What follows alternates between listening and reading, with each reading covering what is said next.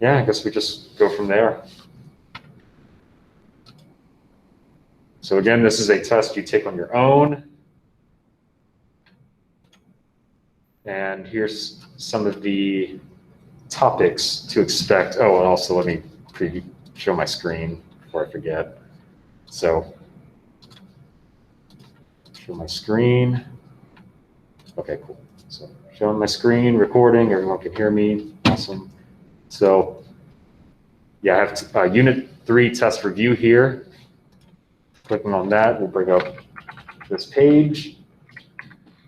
I'll go over some of the things to expect on the test. So the first thing we talked about, we talked about graphing sine and cosine. For the questions on the test are going to be about graphing various trig functions. So as you would imagine, sine, cosine, tangent, cotangent.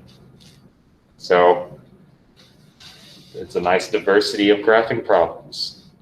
How do you graph if the test is in Moodle, you might ask?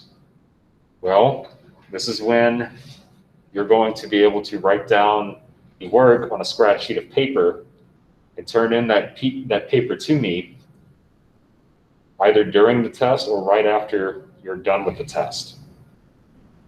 And if you don't think I'm going to send out emails and nitpick you about it, I am. You got to submit the scratch work for me pretty quickly. So you're just going to write down the graphs on scratch paper and then submit it to me as if it were a homework assignment online. So I would like one continuous PDF file. So for those of you who have been submitting homework virtually, it's as if you're just submitting another homework assignment. Just got to make sure you do it fairly quickly. And so that'll be 4 of the questions right there. And so I could ask you to graph any one of these, which also implies, so there's a specific way in which I want you to graph these. And this is, so we've talked about the 1 period cycle, where the period cycle that I'm requesting is relative to the horizontal shift. And the corresponding or subsequent intervals to the right of the shift. You might have seen me write it on some of your homeworks if you have not provided the appropriate intervals. Tangent is the only exception, where relative to the horizontal shift, you provide 1 interval to the left and 1 to the right. The remainder of them, you provide all the intervals to the right. So this is a specific interval that I'm looking for. Your 1 period interval should start at, again, your 1 period interval should start at your horizontal shift. And then all of your subsequent intervals should be spaced out via what value you find for the pieces. I want all the labeling, and you can do all this on your paper. In fact, on the test, I'll say, construct this graph and then leave this blank. Just leave this part blank, and I'll go in and grade the paper itself. So you do, for those questions on the test, you don't type in anything. You just ignore it. And I'll go in and change the grade accordingly.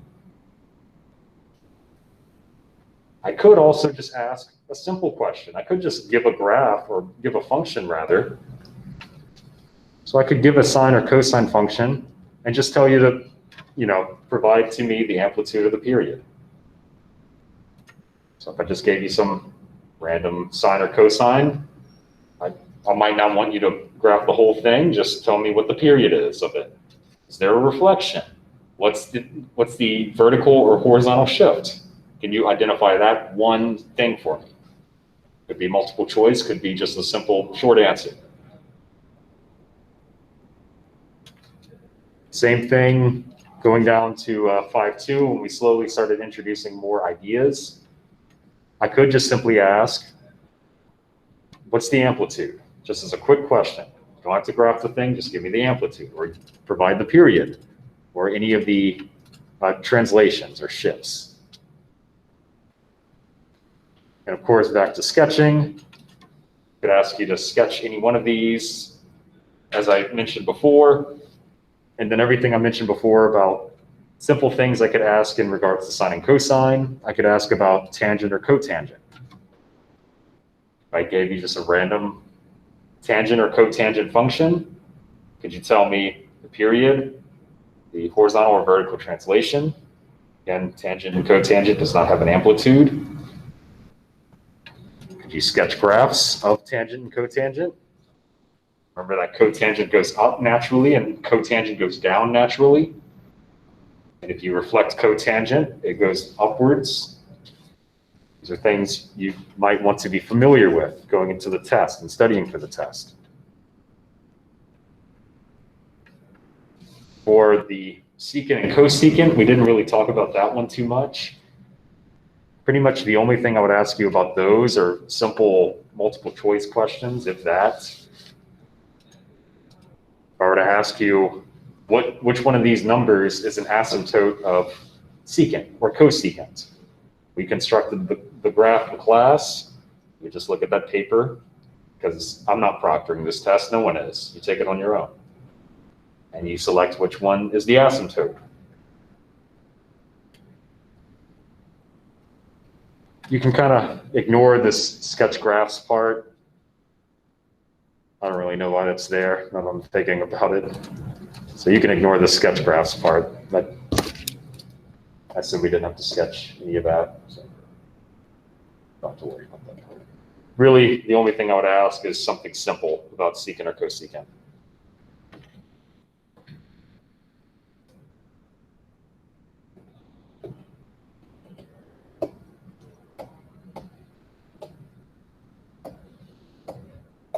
And moving on to the other stuff, the more formulaic aspects of the class. Any of the homework problems, the strategies we talked about in solving fundamental identities, any of those could come up. Reciprocal identities, Pythagorean identities, quotient identities, even odd identities. All the formulas are there. And so any of those can be brought into play. And to answer some of those, there will be a text box.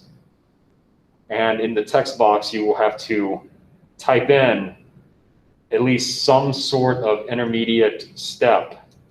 You don't have to use a lot of words to explain it. You don't have to say, now I apply the Pythagorean theorem. You don't have to do that. All you do is just type in the steps and complete the picture for me, so I can look at it and think, all right, that looks good, and I can give you your full points.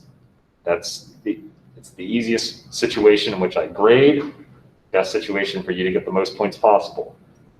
Filling in the blanks, you're providing step by step. And so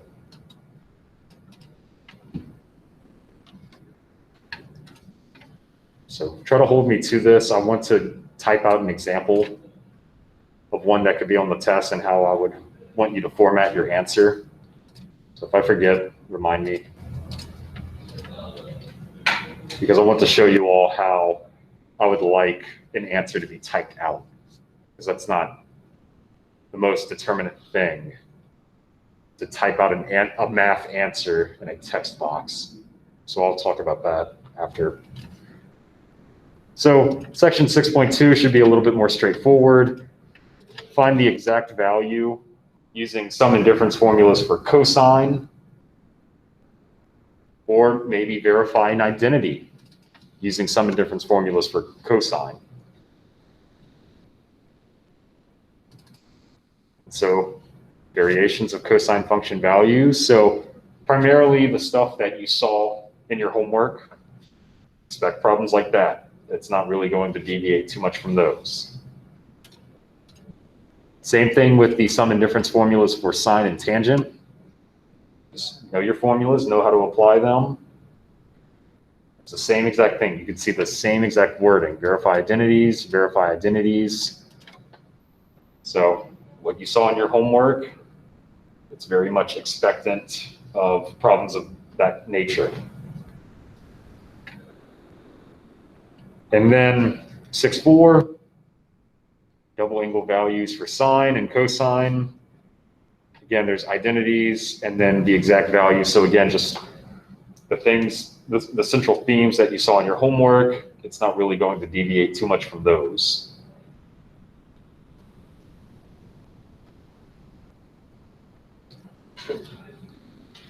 So really what this comes down to is about 3 or 4 questions on the test are going to be dedicated to sketching various graphs, which again, you're going to do on a scratch sheet of paper and submit that to me as if it were a homework assignment online. One continuous PDF file would be preferable.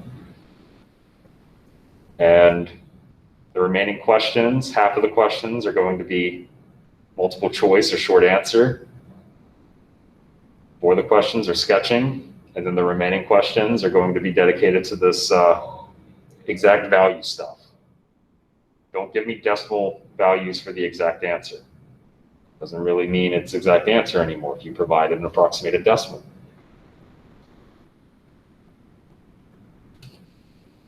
So I did want to mention how one of these questions may be asked.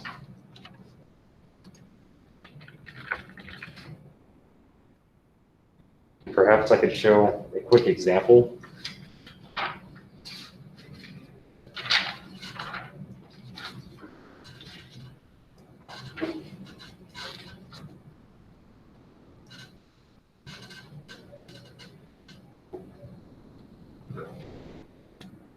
So perhaps there was a question. Let's see.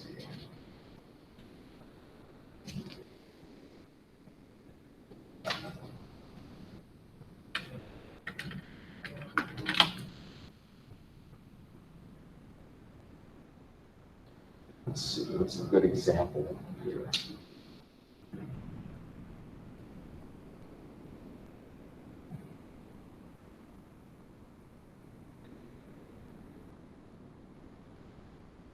Let's just say there was one that asked you to simplify. We'll do something simple like this.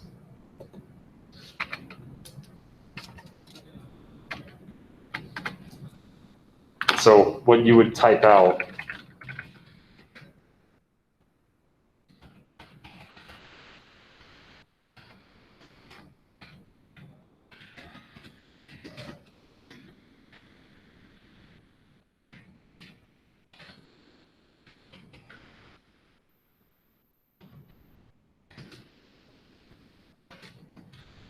something like this. I'm running out of times. You don't have to align the equal sign like what I'm doing.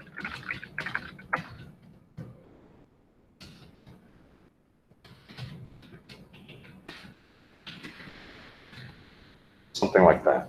Notice every place there's a theta, you could type out the word theta, and then just things like this. Again, I'm not very picky on some of these ideas. There was another one. I think this was a homework question, actually.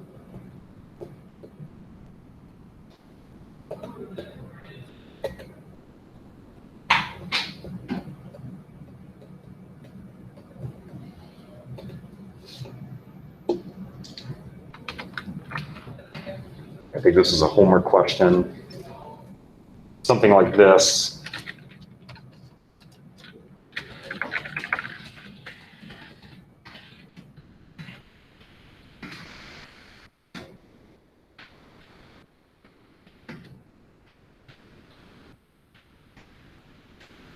Again, you don't have to state that transition of steps, but I would like you to actually state something like this, some sort of conversion.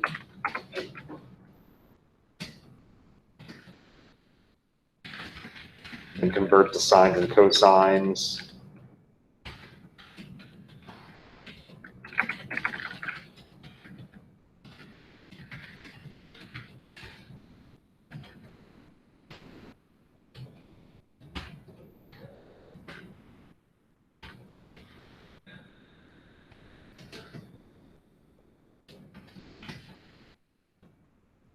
And then you don't have to show any cancellation. Something like that is perfectly fine. I can kind of figure it out from there.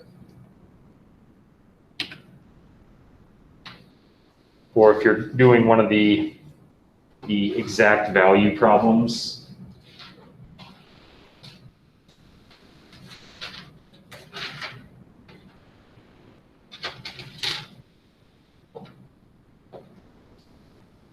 so there was one problem from the previous section.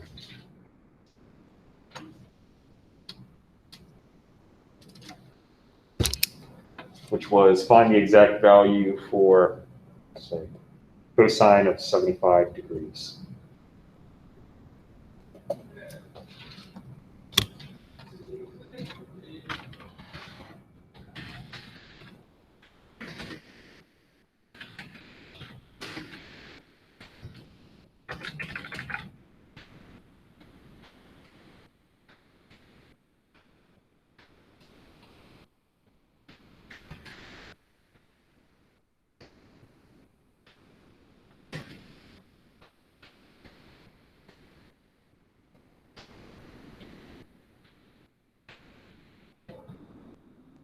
Something like this would be fine by me.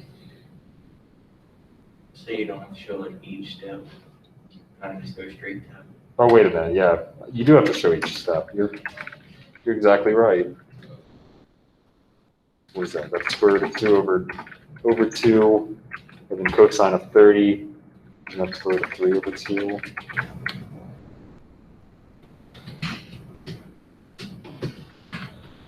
Minus, yeah, so I would definitely like to see this part. Sine of 30, I think that's 1/2. I don't care if you do scratch work on a piece of paper elsewhere, as long as I get to see, you don't have to show square root of 2 times, you don't have to write this, for example.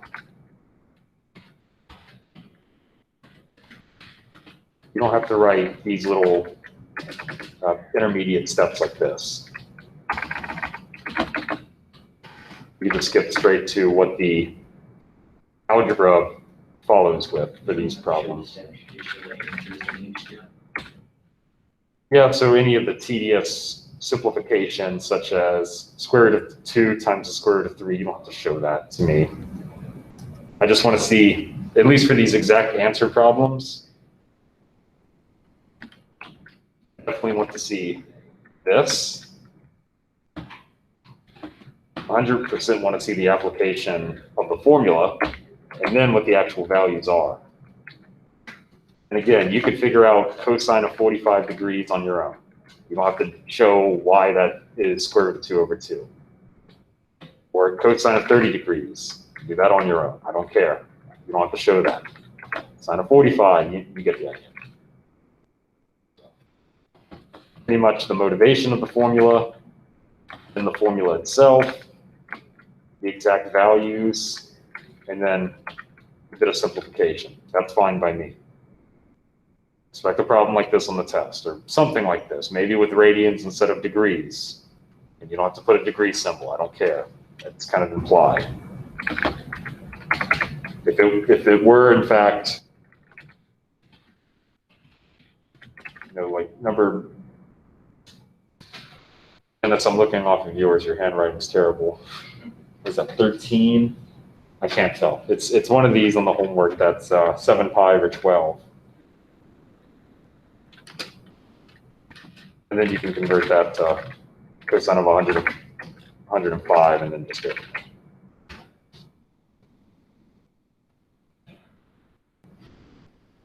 Okay, so I'm hoping that's a sufficient amount of information to explain different formatting ways. So you don't have to say,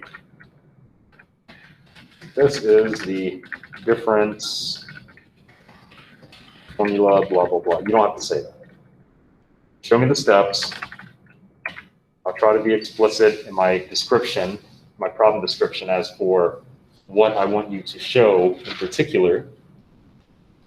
But other than that, I think that's all I have as far as the Unit 3 test review goes. So the TLDR, 16, 17 questions, half of it's multiple choice, a short answer, other half, 4 questions of sketching graphs, other stuff, proving stuff, or exact values and stuff like this. And you have 100 minutes. Any questions?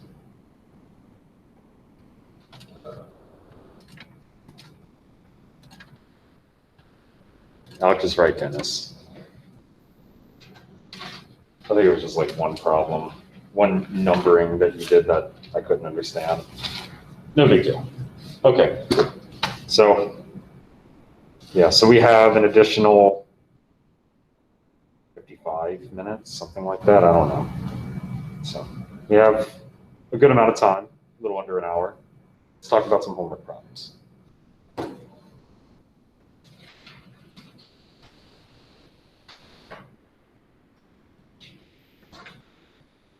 So I suppose if anyone's worked on the homework and wants me to do any in particular, take any suggestions. 46. 46, 6.3, so this is a sine tangent, right? All right.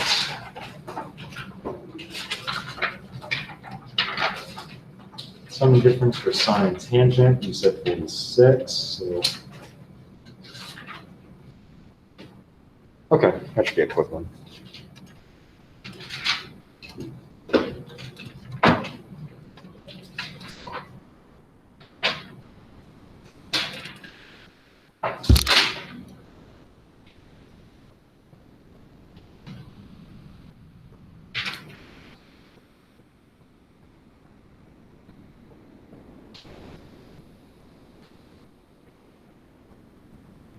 This is 6.3 from the notes.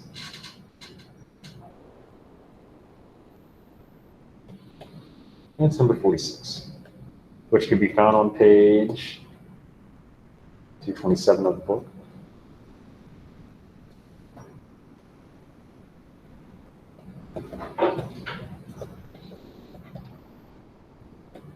This is the problem, right? Okay. So, what did you try first? What did you try first? Well, there's nothing on this paper because I don't even know where to start.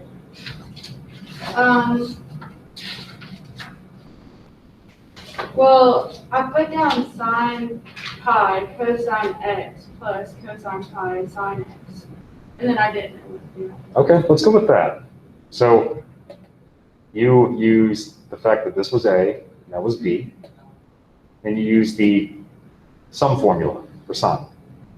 That tells us sine of pi to cosine of x, and then plus, so what is it, cosine pi sine of x. Does that seem about right? Okay, so You convert it from radians to degrees. well, you can, or what's sine of pi? 0, right? Sine of pi is 0. 0. What about cosine of pi? It's 1. Or no, it's not 1. No, no. It's negative 1. You almost made me fall for that one. It's negative 1. Negative. Now I'm starting to second guess myself. Yeah, but when you put in the calculator, it comes up with a weird decimal point. So like, that's why whenever I put in You the might- calculator. Was it in degree mode? Yeah. Yeah, so it needs to be in radian mode. So, or you could convert pi to 180 degrees and then do sine of 180 and cosine of 180. So you can do that as well. That's a pretty easy conversion though. So Yeah. The pi's just canceling in 180. Yeah, pretty much. It is a pretty simple conversion. But in any case, 0 makes all that go away. And then what are we left with? Negative 1 times sine of x, that's negative sine of x. And you're already done. That was fun.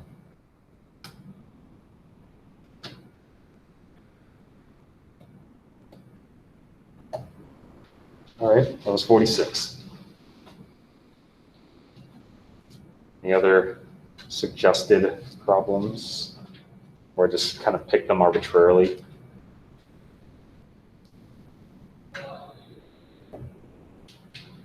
Um, 55. 55, cool.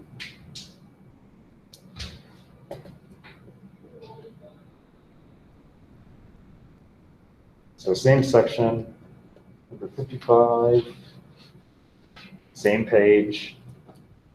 And so this one might seem familiar. Sine of s is 2 over 3. Sine of t, negative 1 over 3. Oops. And what else does it tell us? S is in quadrant 2.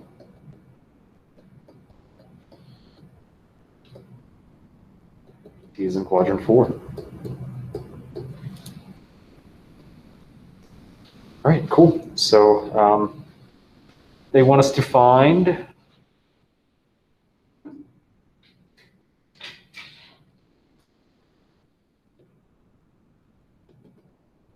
sine of s plus t, and then some other stuff. Tangent of s plus t, and then the quadrant of s plus t. Okay, so let's find sine of s plus t. I think last semester I just left out the quadrant part. So we'll just look at A and B. I'm not going to look at C. The quadrant of s plus t, I don't care. So sine of s plus t, well, that looks familiar. It's a formula. Sine of s, cosine of t. Nope, let's try it again. Cosine of t plus cosine of s sine of t. So we already have half of the answers. That's pretty convenient.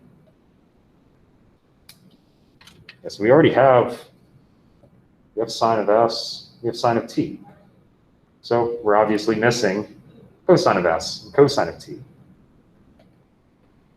However do we figure those out? Well,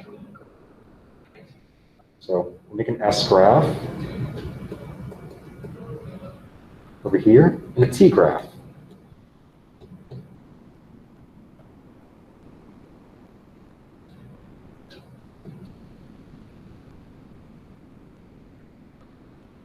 How do we draw the angle for S? Oh wait, they told us. It's in quadrant 2.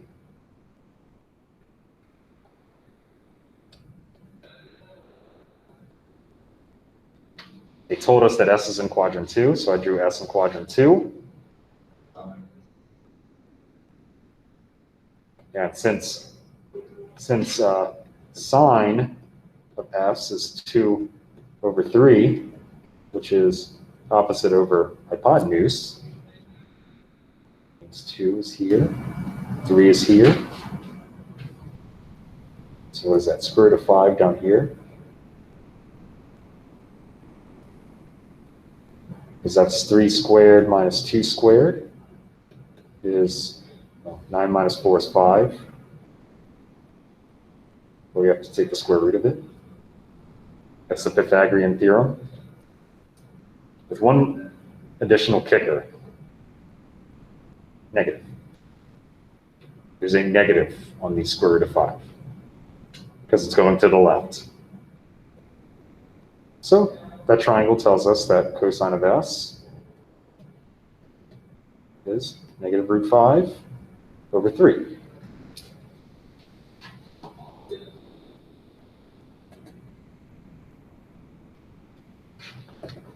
T graph, same idea.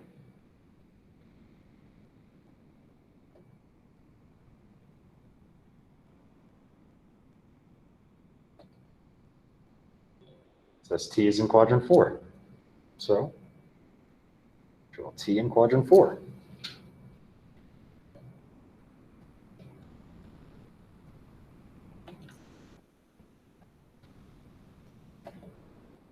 They tell us that sine of T is -1/3, which again is opposite over hypotenuse. Hypotenuse can never be negative. So -1 is opposite, 3 is the hypotenuse.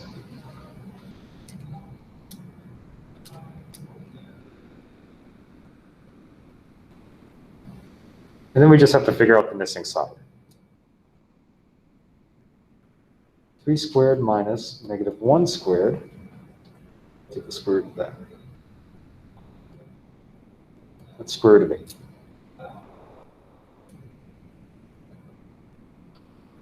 Which stays positive. Because it goes to the right.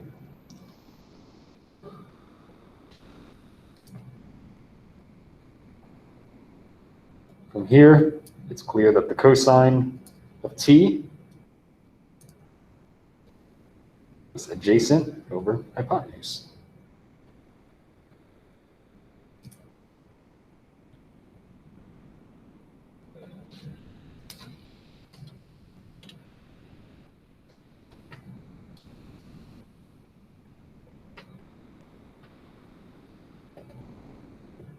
This is kind of scratch work off to the side. And now we can go back to sine of s plus t and fill in all of the blanks.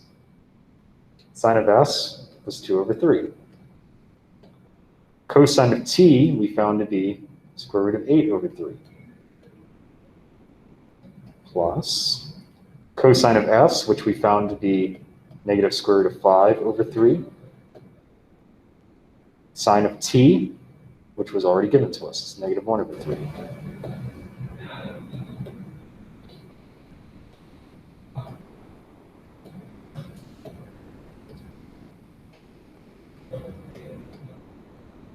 And I'm okay with this answer. That's fine by me. They might combine the numerators. Big whoop. There's.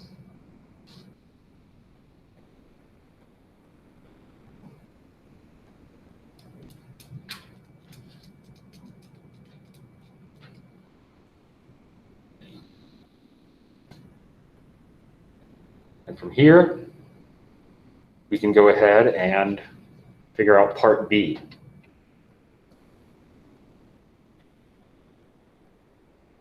Part B said find tangent of s plus t.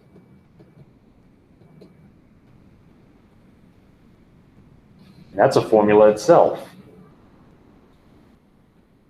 Tan of s, in fact, I'm reading it right here. So tan of s plus tan of t divided by 1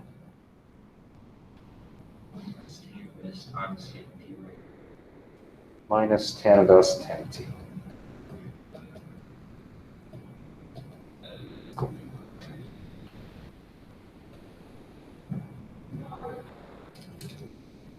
The good thing about having the graphs right above us, we can figure out tangent from both triangles. In fact, I'll write this in red. We can figure out tangent of s from the triangle on the left.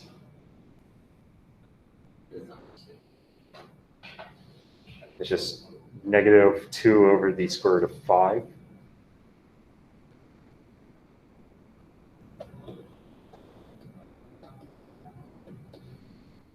And then this one is -1 over the square root of 8. Because it's opposite over adjacent.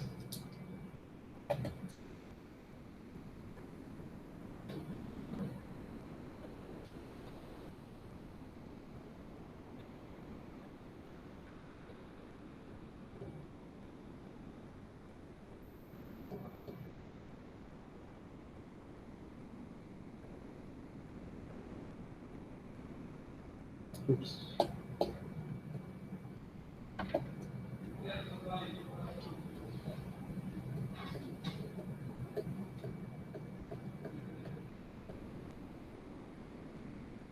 And that answer's fine.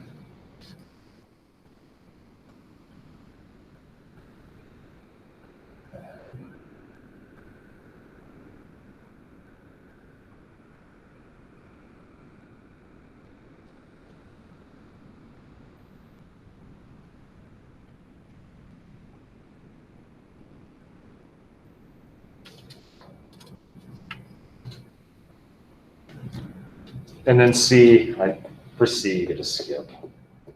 I don't care. It's not a big deal. Just skip that. Because it says find the quadrant of S plus T. Who cares? So I'm just curious, is it in one because both those? So if you take the angle of S, you take the angle of T, and you add those together, what quadrant does that make you land in, you think? So I don't know, what are two examples of angles that fall in those quadrants? I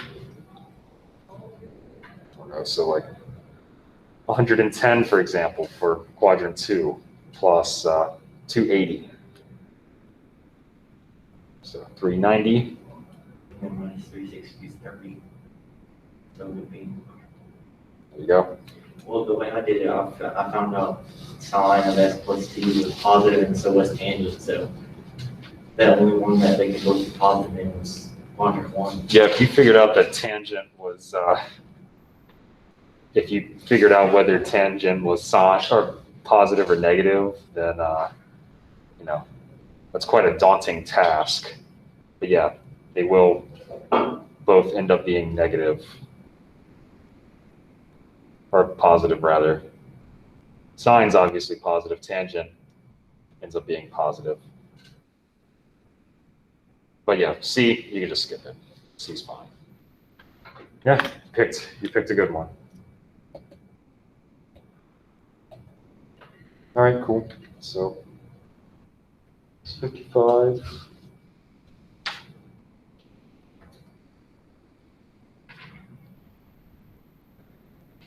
Someone want to come up here and do 62?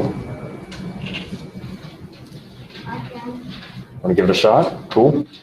I bring my paper up here. Sure. Yeah.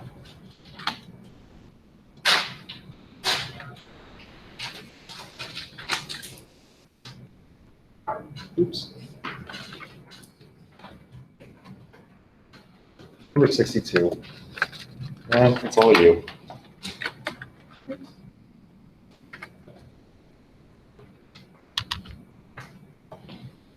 Staying all day. Finally get to be lazy.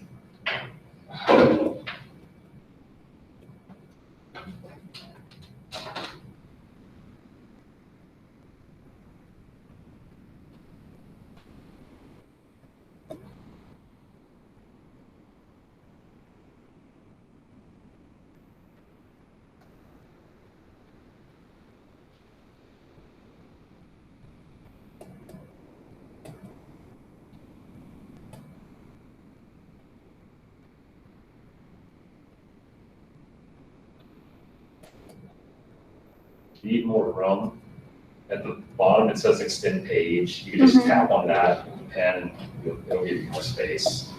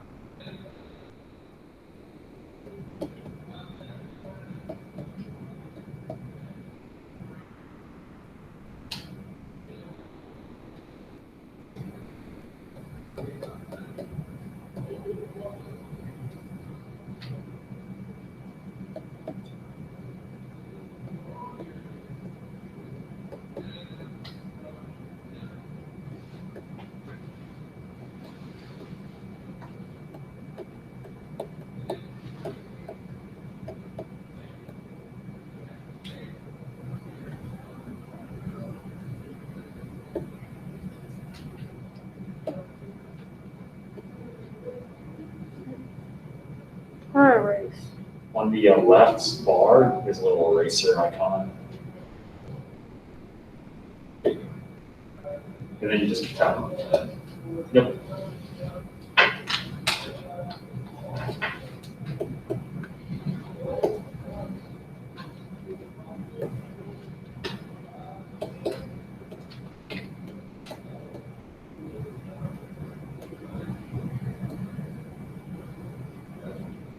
Recipe.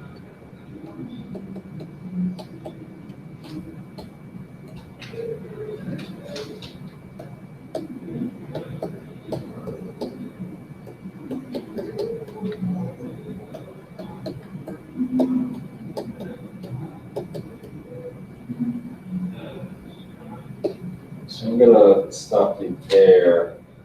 You're right, but I'm trying to figure out. Okay, so there's something fishy here. Something a little fishy here. So that, the way you wrote the formulas is all fine. But, so really, this whole thing here is one term, and this whole thing here is one term. And so when you have something plus itself, you get two of them. And the reason why I emphasize it that way is because this cosine of x, sine of y is all one term, just like this is. Here you have a plus, and here you have a minus. So these just cancel out outright. Okay. You don't split them up. So I think you were trying to pluck off sine from here and add it to that sine, but you can't. That breaks order of operations. Okay. So you have to keep those two together. So you don't need any of that. You don't need any of that or that. Just need that. All right. So there you go. So just an order of operations thing.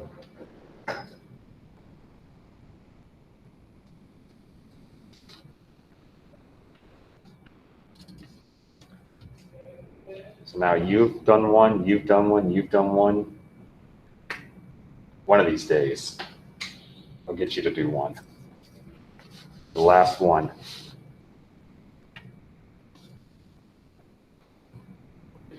Okay, cool. Well, so yeah, that's 62. And then the ones before, so I guess while we're on the theme of this section, we're doing well on time, so let's see. Sine of 255, and there's a tangent one, and there's a sine one. There's another tangent one.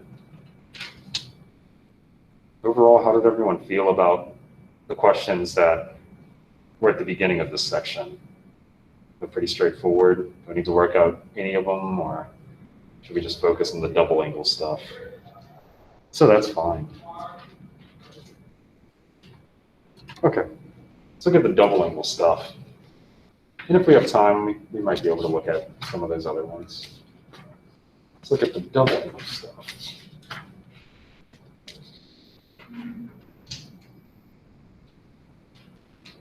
(48) and 39. 38 as well. 37.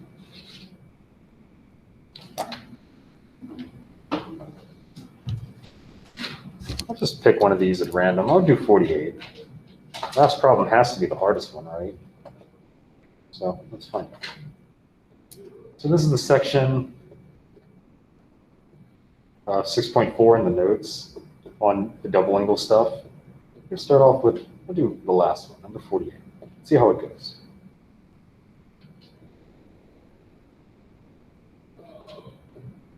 Cosine squared of 2x minus sine squared of 2x. And it says simplify the expression. Obviously, this is not one you can just throw into the calculator because they threw symbols in there. So, does that generic form remind anyone of anything? Cosine squared of x minus sine squared of x is the same thing as the double angle identity. So to the side, we're just going to remind everybody that on the double angle page in the notes, that cosine of, let me try that again, 2a, or 2x, I'll put 2a, is equal to, I'm reading this right off the formula sheet, cosine squared of a minus sine squared of A. Because I noticed that the problem that they gave us had a template that seemed very familiar. How familiar? Well, we're able to almost map it perfectly to some part of one of these double angle formulas. So really what they did was they gave us this side of the formula.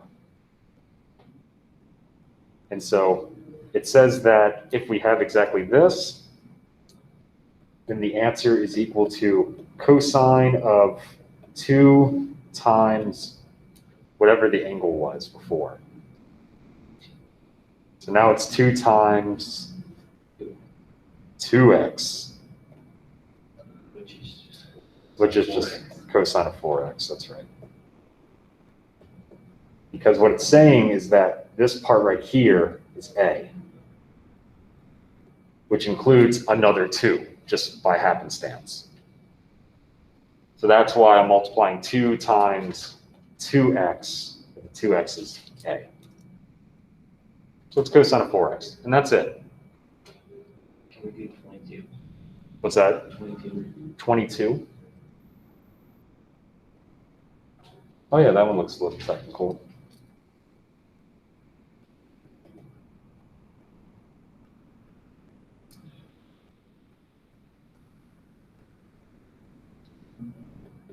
So number 22. Okay, so 22 says, verify that this is true.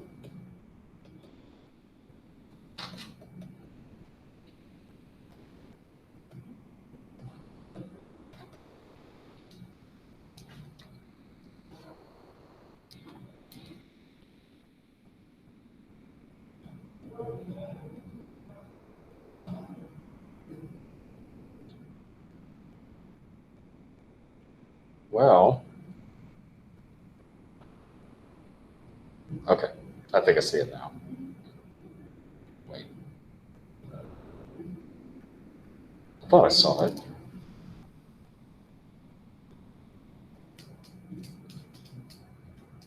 If you take the second part and put that, or the bottom of 1 plus tan squared x equals secant squared x. And then,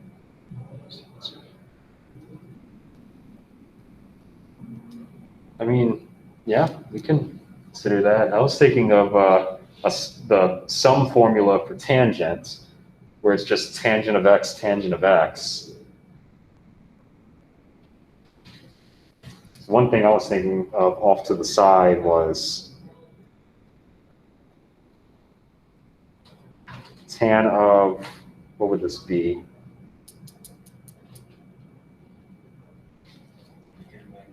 Wait a minute, what does this say? 22. Is that even true? 2 tangent of x. Oh, no, can't use that one.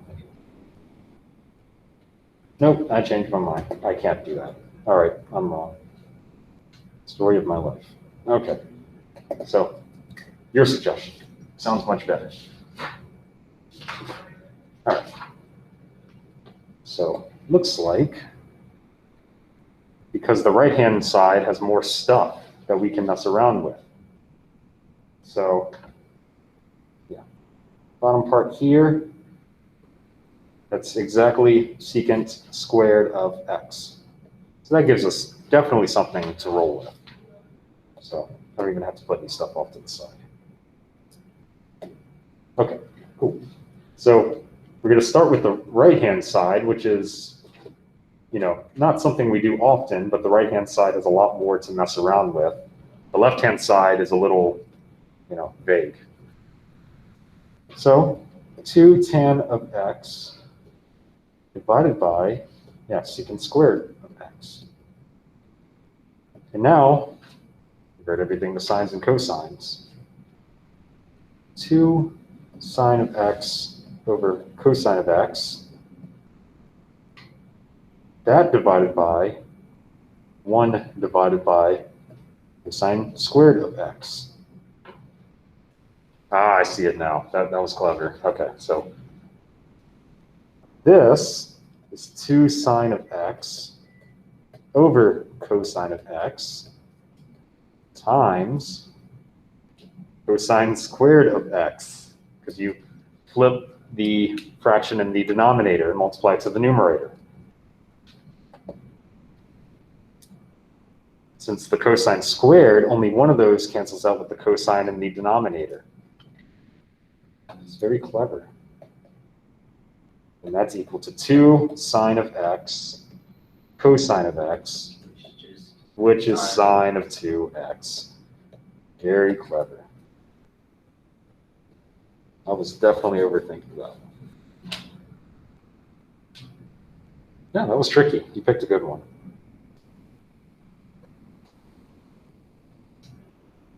It froze me up at first too. I was like, wait. I think it was because I tried to start off with the sine of 2x, and I was like, let's try the other side. You know, that seems like a little bit better to work with. Yeah, you have a lot more. I mean, converting to sines and cosines, if anything, but also a formula just so happens to come into view. So yeah, good suggestion. I guess while we're at it, 26 looks a little weird.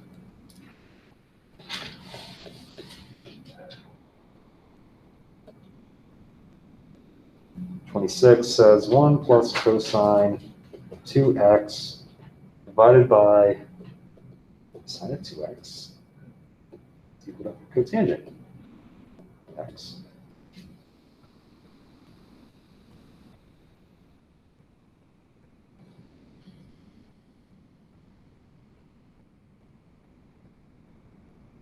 Now really, well, it's definitely good to start with the left-hand side because there's definitely a lot more going on here. So let's do that. Start off with the left-hand side.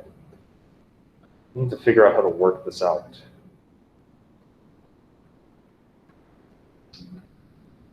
Do you use the double angle identities to right off the start? What's that? Would you just start by converting, like, using the double angle identities? Like, to make sine 2x, 2 cosine, or 2 sine of x times cosine, Yeah, I mean, and then cosine of 2x.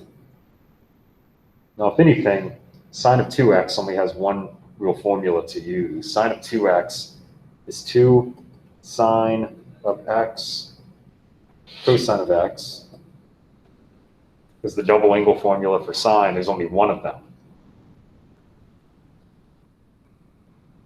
However, we might want to be careful about which double angle formula for cosine we use, because there's 3 equivalent ones.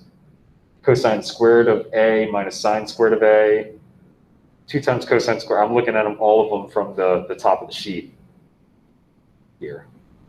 So really, the one I want to use, Sine and cosine. not really. I want to use, so there's a 1 already in the front. I want to use the middle one. I definitely want to use the middle one. There's a reason why. The middle one says 2 cosine squared of x minus 1. That's the one I want to use.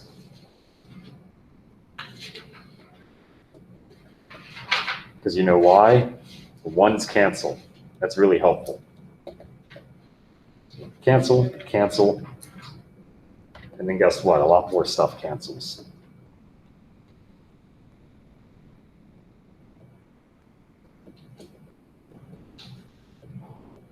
The 2's would cancel. Yeah, the 2's definitely cancel. And then one of the cosine of x is canceled. And one of the cosines cancels with the cosine. And then It's just cotangent, that's right. That's cosine of x over sine of x, which is cotangent of x. Okay, so what about 38? Okay, let me look at 38. So let's see, we did 22, we did 26, we did 48, 38. This better be a really easy homework for me to grade. I want this to be the easiest homework to grade ever.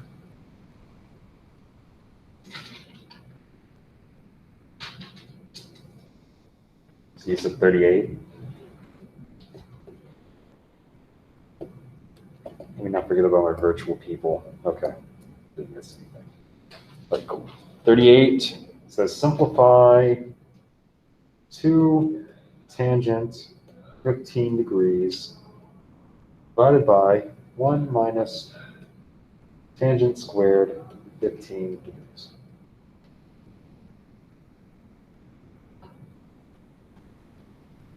Well, what's so hard about this one? What'd you try? What'd you try for 38? First, I was like, well, you can't really convert like the bottom because that's not the same thing. I think you might be overthinking it. Courtney, do you have some perspective? Oh, that's the formula for tan 2A. It's a double angle formula for tangent. So, double angle formula for tangent. Tan of 2A, I'm reading this again right off the sheet here. 2 tangent of A divided by 1 minus tan squared A. It's the formula exactly. So we're given this part, so we work it backwards. So it would just be 2 times 15. Tangent of 2 times 15 degrees, which is tangent of 30 degrees, which is sine of 30 divided by cosine of 30.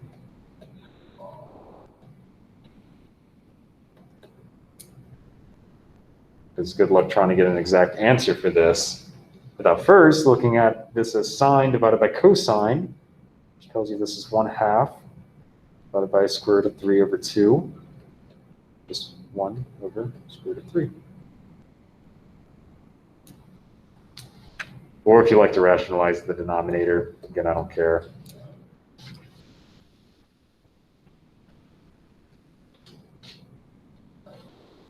So if you put a decimal there, it's not an exact answer. It's not what I'm looking for.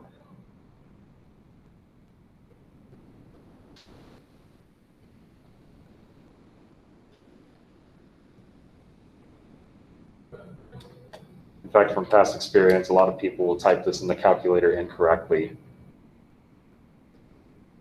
because they won't put parentheses around the denominator. Happens all the time.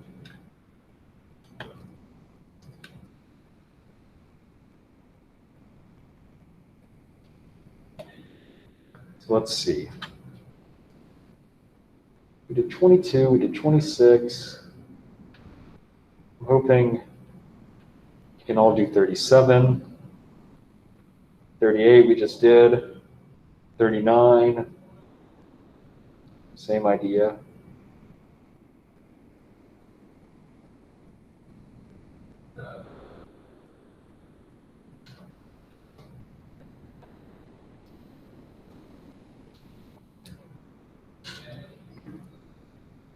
Any other suggestions for me? Problems I should do? For number 7, I ended up somewhere in the problem getting like negative square root 21 over 25, and I just didn't know what to do with that number. What number did you get? It was square root of negative 21 over 25. Yeah, so I don't know if you compared it with the back of the book. That's super close to one of the answers. So I'm looking down right here for 7. I see negative 4 square root of 21 over 25. So I did 2 over 5, which was the number given, and I squared that, and I got 4 over 25, and then I did 1 minus 4 over 25 equals 21 over 25, and with the book, they said to square root that. Well, let's find out. We're looking for sine of 2 theta and cosine of 2 theta. Find the values of sine and cosine for each angle measure. So they want us to find this, and they tell us that sine of theta is 2/5, and cosine of theta is less than 0. So we all know that sine of 2 theta. Hopefully we all see that this is exactly the double angle formula, which means we need both sine and cosine. Well, how do we figure out cosine? You can use a graph, so that's pretty helpful. What quadrant is this angle in? Sine is positive, cosine is negative. So the second. Sine is positive, cosine is negative. Where does that happen at? It's quadrant 2. It's quadrant 2. You're in quadrant 2.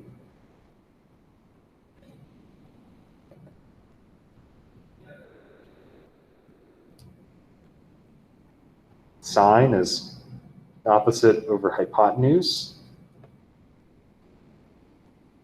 And then you can use the Pythagorean theorem. Take square root of 21,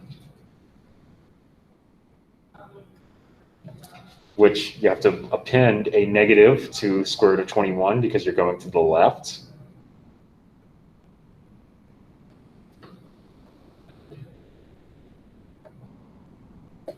The problem tells us that sine of theta is 2/5, so that one's pretty easy.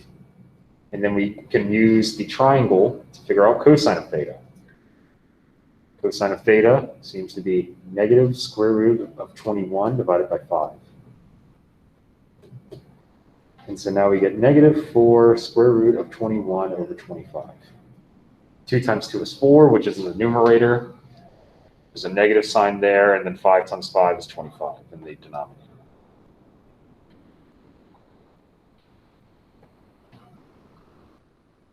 Do you see where something might have went amiss, or? Well, the book, like in the lesson, it was telling me to do a different way. Did it tell you to use, I might know. It was like sine squared theta and then plus cosine squared theta. Yeah, I saw that method as well.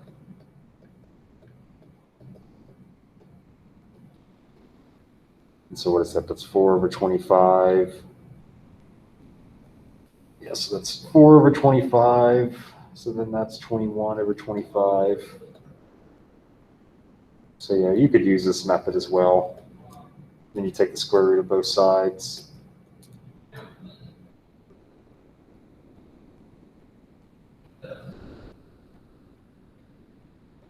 I missed something here. Oh, wait, did I?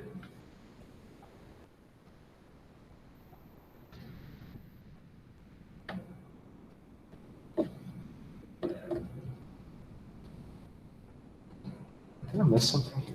It's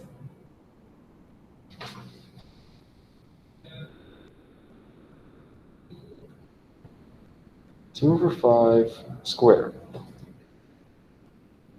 It's 4/25. 1 minus 4/25 is 21/25. Square root of that is square root of 21/25. But, oh, yeah, that is right. I didn't miss anything. That would be square root of 21/5 is equal to cosine of theta. Because you square root the top and nothing happens, you square root the bottom and that's just 5. But it's plus or minus technically, and then it's this information that tells you whether to pick the plus or the minus.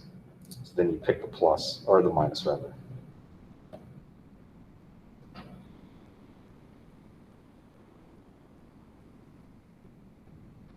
So you could do it that way as well. Really, I don't care.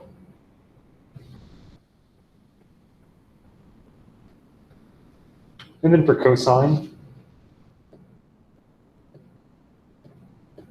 Well, there's three formulas. As I mentioned in the class notes, we can choose the one that only utilizes sine.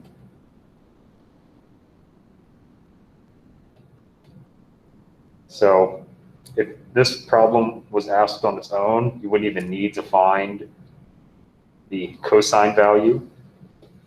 1 minus 2 sine of theta is 2/5, which is squared. What is it? That's 1 minus, it's 4/8/25. Is that 17/25? Yeah.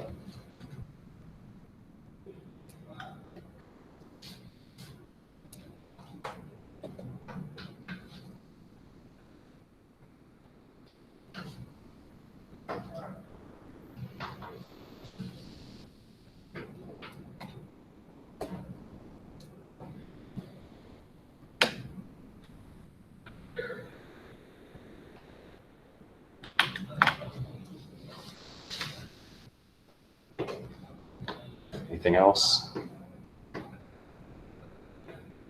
I'll call it a day.